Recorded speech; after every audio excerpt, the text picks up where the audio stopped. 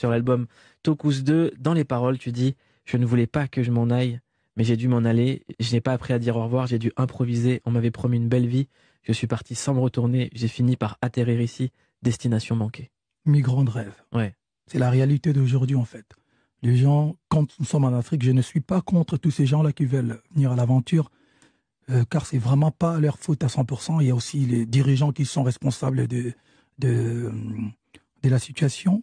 Mais il est important, nous qui sommes déjà, voilà, nous qui sommes artistes et nous qui sommes messagers en quelque sorte, de prévenir les gens que voilà, c'est pas l'Eldorado de l'Europe en fait. Il y a des problèmes, il y a des gens qui vivent des choses un peu plus compliquées aussi, comme en Afrique aussi. Donc je pense qu'il est important de faire ce genre de morceaux pour conscientiser surtout la jeunesse. Et tu dis aussi quelque chose d'intéressant. En fait, souvent quand on prend une situation, une tragédie humaine, c'est souvent une question de perspective.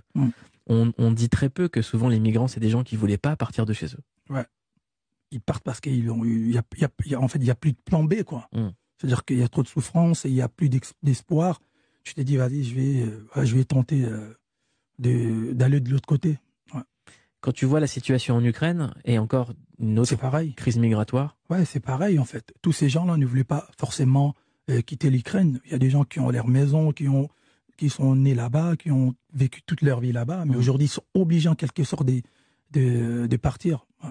Et quand tu vois que des gens qui étaient contre le fait que des migrants viennent d'Afrique et qui maintenant disent il faut accueillir les migrants qui nous ressemblent. C'est la réalité qui les rattrape en fait.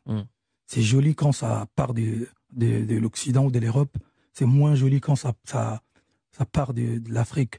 Et c'est par exemple, il y a quelqu'un qui m'a dit, vous savez quand les Occidentaux viennent en Afrique, ils sont, comment on les appelle, ils sont expatriés.